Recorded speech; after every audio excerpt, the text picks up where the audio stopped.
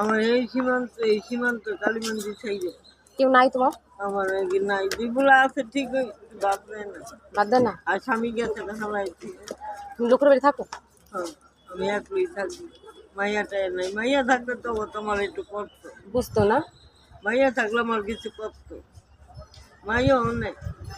এই যে তুই আমার মাইয়ার মতো নেই, তোমার খাও, তুমি খাবারটা খেয়ে নাও।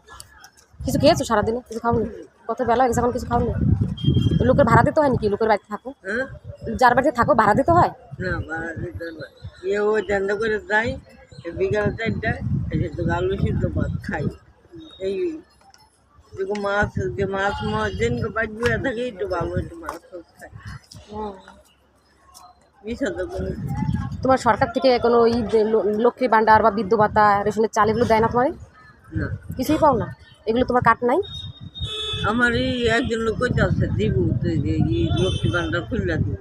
এতদিন কি করছো? লক্ষ্মী ভাণ্ডার তো কবে থেকে চালু হয়েছে? হ্যাঁ, লক্ষ্মী ভাণ্ডার তো কবে থেকে চালু হয়েছে? এতদিন কি করেছো? লক্ষ্মী ভান্ডারে চাল পাইছি। তুমি এতদিন কেন করো নাই তাই বলছি। ও করি নাই, আমার কই নাই, পোলারা নাই, আমার কাটা করে দিব।